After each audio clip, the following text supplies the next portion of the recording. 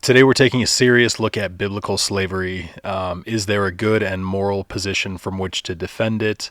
And for me, when I go looking for answers, I like to go straight to the top. And the top of Christian apologetics is Ravi Zacharias. So I went looking for one of his answers to the question of biblical slavery. I'll put a link to the video in the description so you can see the whole thing within its context, so that I can, the things that I'm saying about it can be easily tested.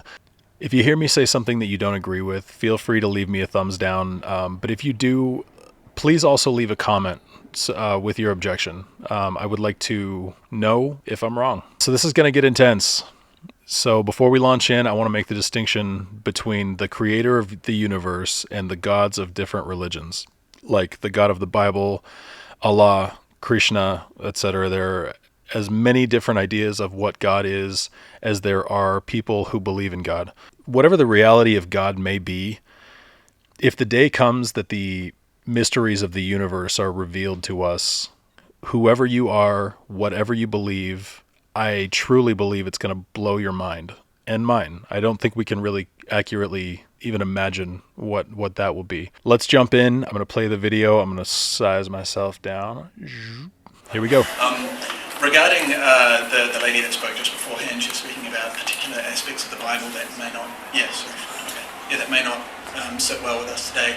I was thinking about particularly aspects of maybe like Leviticus 25, where and also Exodus 21, where slavery seems to be condoned by God throughout the Old Testament. So my question would be: is if God did once condone it, and today, under secular moral laws in society, we've deemed it outlawed. We're not allowed to have slaves anymore. Are we wrong, or is that still? Could we effectively go back to a theocracy and have slaves as per Leviticus 25 and Exodus 21 and be justified? Okay, the sound on this video is a little bit muddy, so I'm just going to reiterate his question. Basically, because the Bible seems to condone slavery, could we? The way that he put it is: are we wrong, or could we use the Bible to go back to a theocracy where slavery is permitted, or could slavery be a part of a modern day moral, biblically based system? So before watching this, when I got to this part, my guess is that the answer would be a question would be to a question. Before watching this, my guess was that the answer would likely be to a question that was never asked. So I just want you to listen closely to the answers that are given and see what you think. Here we go. I feel like in many respects I'm being offered on the slaughter of sacrifice right now. It's a very, very fair question, and again, it's one that has a lot of deep kind of nuance in the way that biblical thinkers have thought about this over the centuries. Unfortunately, the Christian church has a very dark history at certain points along, where you'll find over in the US, for instance, great advocates of colonial slavery at the time there that were using the Bible to defend their right to own slaves, the idea that slaves were less than human, their freedom to be able to beat slaves. All kinds of injustices have been done while claiming the name of God and then the authority of certain Old Testament texts. And so it's a very fair question and one we need to wrestle with. I think the way many Christian thinkers have thought about this over the centuries has been to try and understand the sweep of the Bible, not so much as perhaps many other sacred texts, which are disembodied, deculturated statements of God's eternal purpose for every human across the face of the planet at all times. But as God is working throughout history, we see something they call progressive revelation, the idea of helping humanity grow up in its understanding of who God is and the reality of the cultural world around them, to be able to become mature and prepared to be able to understand and carry the teachings of Jesus Christ. Okay, so immediately, this guy's name is Daniel Peterson. He immediately works to try to zoom out from the harshness of the reality of the question so that the focus can be, I guess, sort of blurred to encompass the excellent teachings to be found in the Bible. The overarching message is much more palatable to the modern day Christian. So Christian apologists would rather not focus on the parts that are potentially immoral, because if they're found to be immoral on their own, they may have to be disavowed, potentially starting a very scary chain of events that may force a Christian to question everything that they've given their life to, which is a terrifying proposition, which I know I understand it firsthand because I have been in those trenches myself. So we're going to go on from there. So, for instance, Jesus would speak, and then his first followers, the apostles in the New Testament, would speak of the law as being a schoolmaster, essentially be able to help them to prepare an old covenant that Jesus has now come to offer a new covenant, something which was set up as a political reality, a theocracy in the Old Testament for the nation of Israel, then something that's meant to be something that spreads out across the many cultures and different politics of the world, how we live as citizens of the kingdom of heaven, showing what it means to follow the way of Jesus, irrespective of the rest of the culture around us. Okay, so here he's bringing up Jesus, and I do want to say that not once in the whole of the Gospels did Jesus speak out against slavery.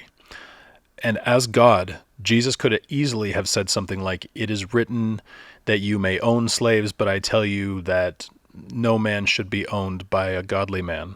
Something like that. I know that Jesus didn't get political as far as like changing the politics of the greater area, but at least to say that within this group of people having a better, an evolving moral framework, that wasn't going to be part of it anymore.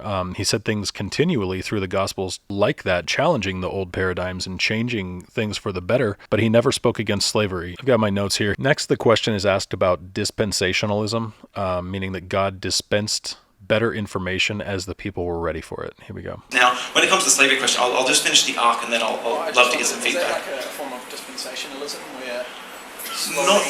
Dispensationalism is a technical theological word, and so we wouldn't say that there's particular ages in that sense, but it's God working within the boundaries of the nature of people and the cultures that they're a part of to come up with the best kind of solution. Okay, Daniel Peterson has just set himself the nearly impossible task of showing how God's most perfect solution, the best thing that God could come up with at the time, was slavery.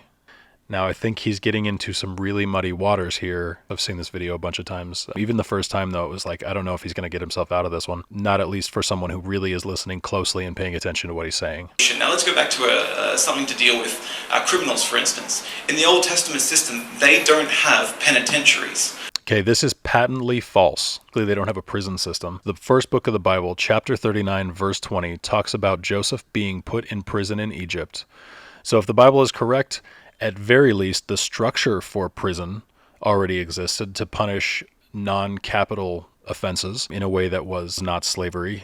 The writer of Genesis is clearly cognizant of the existence of a prison system. They don't have guards and turret towers and weapons and ways of being able to keep people, and so the kind of laws and way of dealing with justice is very different than a situation where your technology and your culture would allow different options that are available to you.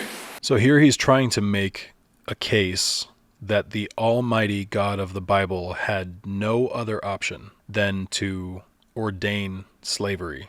So when it comes to questions like slavery, the first thing I'd say is we need to distinguish deeply between our experience of colonial slavery and the kidnapping of people groups from Africa, the idea of them being less than human. Were slaves of the Bible considered to be fully human with all of the same human rights, or were they considered to be actually less than human?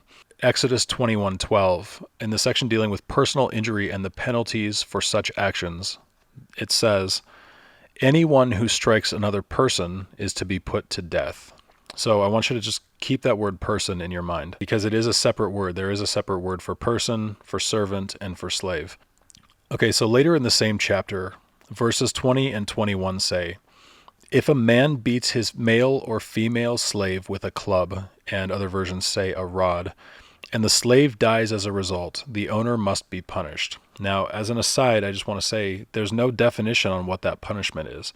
Everywhere else in the Bible, punishment for specific crimes, the punishments are equally specific. Concerning a girl's virginity at the time of her marriage, Deuteronomy 22:20 says, "If no proof of the young woman's virginity can be found, she shall be brought to the door of her house, and the men of her town shall stone her to death." So this is a very specific offense or a sin, and it's got a very specific punishment that is prescribed along with it. So we'll move on to verse 22.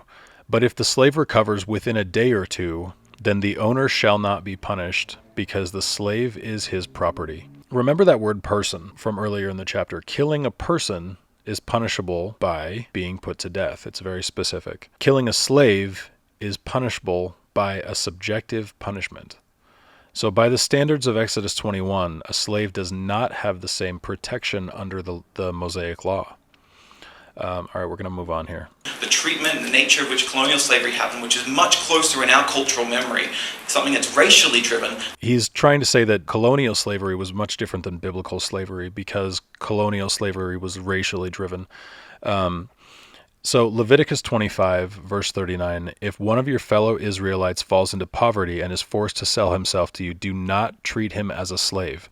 Treat him instead as a hired worker or as a temporary resident who lives with you, and he will serve you until the year of the Jubilee. So then we're going to skip down to verse 44.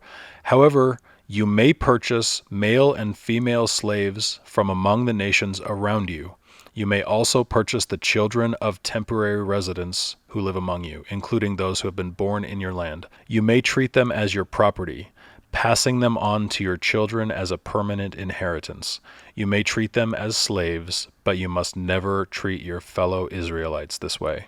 This is the God of the Bible speaking to Moses. And at the end, he signs off, I am the Lord your God.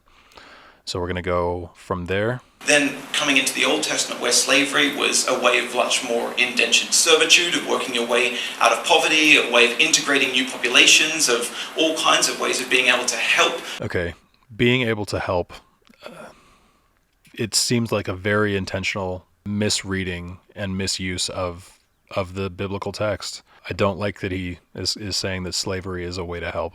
It really bothers me. So we're going to move on. Set up a culture where for 6 years people would work and then they're essentially free. It would be a nanny system or a butler system, or in terms of the kind of working conditions, it's radically different than our thinking of colonial slavery and the way in which the African peoples were treated. Okay, so he is talking about an Israelite servanthood to another Israelite. And I absolutely agree that is radically different than to how our colonial slaves were treated. Yes, apples are different than oranges. I agree. Let's move on. In no place are slaves in the Bible, in terms of Israel, treated as being less than human. Except for Exodus 21:12, Exodus 21:20, Exodus 21:26 and 27, and basically the rest of Exodus 21, and Leviticus 25:39, Leviticus 25:42 and 43, Numbers 16:14, Deuteronomy 21:14, and Deuteronomy 24:7, which essentially all say not to treat another person, whoever that may be in the verse, as you would treat a slave. But you're right, there is still this deeply uncomfortable nature of them being slaves, of sometimes being speaking almost of property, of certain conditions that are there. Because the slave is his property. When you trace that through into the New Testament and the vision of God's future world that's slowly coming to bear as God's revealing himself and his people are responding, in the future world we have people of every tribe and every tongue standing as part of God's community, fully equal, man, woman, young, old, irrespective of all of those. There's no barriers or denotions of who has a greater value than anyone else. And in the sweep of that biblical story of us being broken and part of a fallen world, but we're having to create structures and systems that help make steps forward. I got to stop him right there. He just said where we're trying to make systems that help make steps forward. I just need to remind you that this was God ordaining the Old Testament system of slavery. Through to that final world where God will return. What we see happening in the New Testament is amazing. This is the play where it's like, don't look at the Old Testament. The Old Testament is, it's not pleasing. Let's look at the New Testament. Okay, so please go watch the whole video, but I am going to fast forward this about a minute here. Please go watch the whole video, but I am going to fast forward this about a minute here, and we're going to get on with it.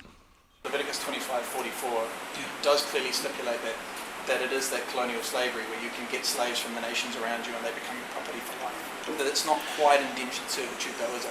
Okay, he's being very gracious. The person asking the question here is saying Leviticus 25 is saying that you can buy slaves from the surrounding areas and that they will be your slaves for life. And so it's not quite indentured servitude, is it? So he's really trying to hold Daniel's feet to the fire here to get a straight answer about this very straight question. So when we're dealing with Leviticus again, this is in the lead up to the idea of the Canaan account that we were talking about before, the clearing of the land. In this sort of a situation, we need to ask the question, let's say all of the men of a particular area went to war against Israel and all of the men were in this situation killed. What opportunity then do you have for anyone who's a woman or a child to be able to survive economically in the ancient world? There isn't one. In this very specific and, from what I can tell, nowhere to be found scenario that Daniel's setting up here, Israel is simply defending itself against an attacker and killing every man in the attacking army. First off, the Israelites were rarely on the defensive. They were almost always the aggressor, conquering, killing every man, woman, and child, and burning the cities to the ground after stealing everything that they wanted and keeping the virgin women for themselves. We'll get into that verse later. But that doesn't sound at all godly. So he's trying to have us imagine this much softer approach where the Israelites are responding by taking all of those dead men's wives and children's in as a show of mercy. In the couple of biblical scenarios that are like this, where Israel is defending itself, they would end up mounting a counterattack after defeating an incoming army. During the counterattack is where they would kill the rest of the agrarian men. The women and children would be taken as slaves often, but only if God didn't order them to be slaughtered. So I've got Numbers 31, 7 through 18 here. They fought against Midian as the Lord commanded Moses and killed every man. Among their victims, and we're talking, this is a counterattack, so there were men left in the city here. They killed every man. Among their victims were Evi, Rechem, Zur, Hur, and Reba, the 5 kings of Midian. They also killed Balaam, son of Beor, with the sword. The Israelites captured the Midianite women and children and took all the Midianite herds, flocks, and goods as plunder. They burned all the towns where the Midianites had settled, as well as their camps. They took the plunder and the spoils, including the people and animals. And they brought the captives, spoils, and plunder to Moses and Eleazar the priest and the Israelite assembly at their camp on the plains of Moab by the Jordan across from Jericho. Moses, Eleazar the priest, and all the leaders of the community went to meet them outside the camp. Moses was angry with the officers of the army who returned from the battle. "Have you allowed the women to live?" he asked them. They were the ones who followed Balaam's advice and enticed the Israelites to be unfaithful to their Lord in the Peor incident, so that a plague struck the Lord's people. Now kill all the boys, kill every woman who has slept with a man, but save for yourselves every girl who has never slept with a man. And we are talking girls, little girls here. We're not talking about women who have never slept with a man, because it would have said, now kill all the boys and girls, kill every woman, and save for yourself only the young women who have never slept with a man. It says, kill all the boys, kill every woman who has slept with a man, but save for yourself every girl who has never slept with a man. They also attacked peaceful cities. This story is of the Danite army of Israel attacking Laish. This is in Judges 18, and again, please read the whole thing for yourself, but I'm going to get straight to the point here. They said to him, and this is a priest that they're talking to, "Please inquire of God to learn whether our journey will be successful." And their journey was basically to attack the city of Laish. The priest answered him, "Go in peace, your journey has the Lord's approval." They answered, "Come, let's attack them. We have seen the land, and it is very good. Aren't you going to do something? Don't hesitate and go there and take it over. When you get there, you will find unsuspecting people and spacious land that God has put into your hands, a land that lacks nothing whatsoever." They went to Laish against the people at peace and secure. They attacked them with the sword and burned down their city. Against a people at peace and secure. I mean, this is a ruthless attacker. So, and I can barely take any more of this guy's apologetics. So luckily we've got Ravi stepping in soon. You'll see him start to get increasingly sort of fidgety as he really wants to take over and sort of do some triage here, try to stop the bleeding that feels like it's happening. We would look upon it now, but in respect, it's probably the best option that they had available to them, other than leaving them to die or to prostitute themselves. And so I think when we're working within the confines of the culture, there can be something that's helpful as a way to be able to make some forward steps. We've already violated the laws here. Each person was permitted one question. You've had 5. He still didn't receive an answer to his actual question. So he keeps asking the question, he keeps rephrasing and being more specific to try to pull an answer for his question out of Daniel, and he's not getting it. So we've given you more grace than law. Okay, so he says, I've given you more grace than law, saying that he's asked more questions than he was supposed to. And so he's basically shutting this guy down from being more specific and pressing the question further, even though it's not getting answered. Basically, the only more grace than law that I see happening here is these guys' grace for the Bible while not acknowledging its law. Your assumption is actually very flawed. It's not Leviticus 25 alone that talks about slavery. If you look at the Near Eastern world at that time and see what was going on with the surrounding nations. Here he seems to be saying that because everyone else was doing it, it was somehow acceptable for a morally perfect God to do the same as the barbaric and somewhat evil nations around them. And I guess the only thing I can say to that is, how can you be good and do as evil does? And you come up even up to the 18th and 19th centuries. Mahatma Gandhi resisted what the West was doing, and he resisted it by saying, you are not living up to your own presuppositions on what Jesus Christ taught you. If you look at slavery and sexual slavery today, and even slavery of years gone by, it was not just that the West was involved in it. So many nations, the Middle East was involved in it, and still till this very day, a lot of that goes on. I was raised in a home with servants who had no privacy of their own lives, and I watched my mother teach me how to treat a servant. If I go back to India today, the servants who worked for us all their lives would literally want to come and touch my feet, and I move them away, and they will still call me Ravi Baba, Ravi little boy. We use the word servant. They were actually like members of the family. Okay, and this is the same description as the servants of the Bible, which is very different from the slaves of the Bible. So, not to be disrespectful here, but I kind of want to ask, how hard did you or your parents beat your servants? Probably not at all. You were probably very gracious because they were servants. They were more like members of the family. They were not slaves. Again, he is skirting the issue. He is simply not addressing biblical slavery. Abraham sent Eliezer to go to look for his daughter-in-law as he was looking for a bride for Isaac. And I just leave you with this thought. Your concern is real because your moral conscience is railing against what you're reading in Leviticus and Exodus and so on. Dan was spot on. There is a process of revelation that is going on. And in that process, they see how laws alone exploited and abused people. I think if you watch how Jesus comes and explains what the law was intended to do and was unable to do, and how only the grace of Christ was able to do it, history has sustained that. Martin Luther King Jr., his sermons were some of the most powerful sermons ever preached, and he preached from the scriptures.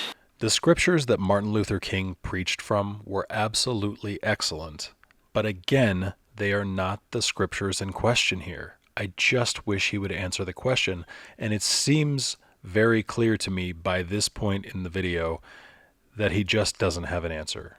This premier Christian apologist doesn't have an answer. That's a real problem. That seems to be a big crack in the foundation for which there is no patch. He was talking to the American and what they were doing to their brothers. The slaves in the time there were learning their hymns and writing Negro spirituals and so on. It is a tribute. Today the black man will say it is a tribute to the person of Jesus Christ, that they followed the very God that the white man was using with which to abuse them. I've heard them make that statement because they saw the disconnect between what Christ was teaching, and you never ever judge a religion by its abuse. never judge a religion by its abuse. I would tweak that a little to say never judge a religion as a whole by its abusers, but also we should never exempt any religion from admitting the abuse that its God commands. In this next part, Ravi Zacharias is going to assert that morality itself comes from the Christian God specifically. This is something that every religion claims to be true of their God, and they also claim that it's false when it comes to the God of other religions. As you're watching the law unfold and the law unable to do what it was intended to do, and you see as you come in the very person of Jesus Christ talking about things that you and I would probably have not talked about. He never once talked about the Roman yoke. Did he think it was right? No. He never ever once criticized the Caesars. Did he think it was right? He really believed that these symptomatic issues, when you solve them, are never really solutions. They are band-aids put to a broken joint.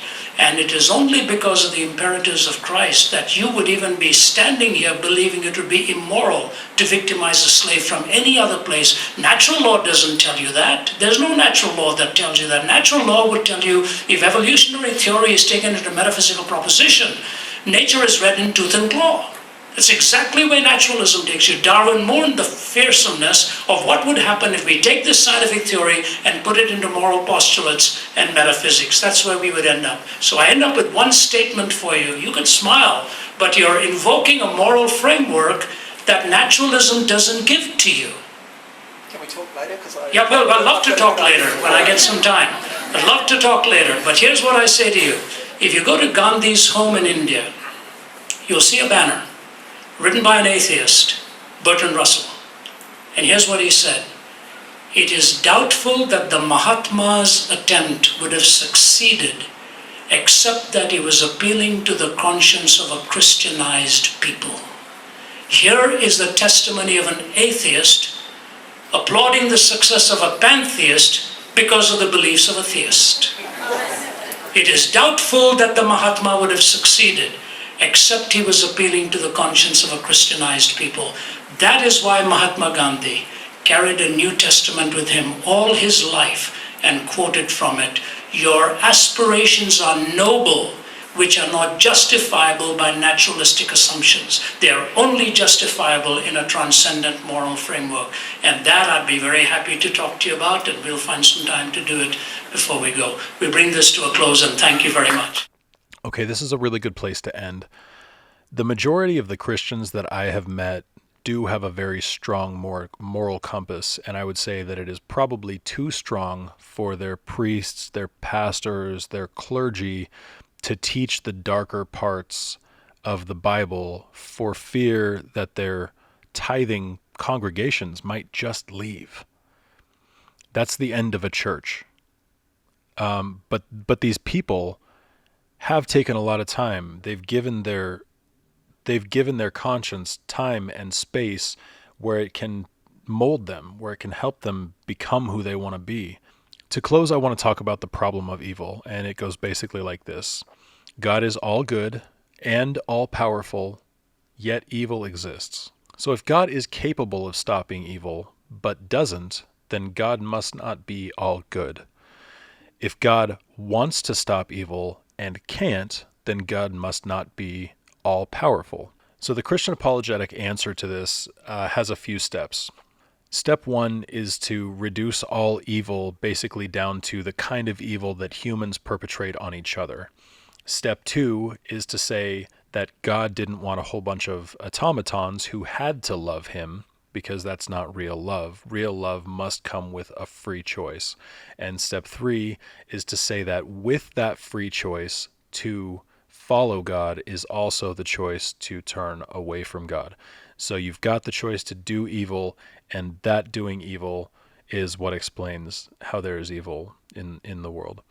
The problem with this is that it doesn't take into account needless suffering, like children with cancer, like the suffering that comes to an old person who has dementia, the suffering of their family around them, the suffering from, natural disasters that claim the lives of children who have not yet had the chance to make their first moral decision. The deaths of those people, large swaths of the population dying to, due to tsunamis and things like that. I'll set aside all of those and grant God the attribute of placing this incredible value on freedom. For this reason, one main tenet of Christian apologetics is freedom. Did a freedom-loving God really call for brutal slavery, for captivity, which is the polar opposite of human freedom? I believe that some Christians have traded in worshiping and coming closer to the creator of the universe in favor of worshiping the inerrancy of the Bible because they believe it to be the same thing. Like to deny one portion of the Bible or one verse or one word, one jot or tittle of the Bible would be to deny not just a part in many cases, but the entirety of God, which is a very terrifying place to be in. I'm here to tell you it's okay to test each verse individually. Actually, 1 Thessalonians 5:21 says, "Test all things, reject what is evil, cling to the good." I really held on to that verse when I was questioning the Bible. I believed for myself, like Jesus said, "I am the way, the truth, and the life." It was like, okay, if you're telling the truth and you're the truth, when I go looking for the truth, I'll be right back. I'll find my way back to you by only a search for the truth with no presuppositions. So I want to encourage you to test it all and find that if you're more moral than the things that you're reading, it's okay to begin to let those go. And understand that all of the good parts that make you your best can be separate from the parts that your soul has been just trying to deal with for the longest time, but can't make sense of. If you have any doubts at all, it's because there's something that you are not convinced of that you believe you're supposed to be convinced of. You already don't believe this stuff, and it's okay to say you don't believe it. I can tell you, as someone having come through the other side, the parts of this that just felt like a stain on my soul to accept, they actually muddied up the better parts of me. They made me question if the better parts of me were real at all, if the better parts of the Bible that I was trying to live by were anything at all, which is why I used to say the same kind of thing, that like my moral framework comes from the Bible. I didn't realize that it came from anywhere else. So I just want to encourage you, if you're going through this stuff, come talk to me. Like, talk to me in the comments. If we connect in the comments, I'll give you my email address. We can talk in person. We can talk over the phone. Also, if I missed anything, if I'm wrong, if you believe that I'm wrong, if you've got, anything like that, leave it in the comments. Let's start a dialogue where we can really start to work this stuff out.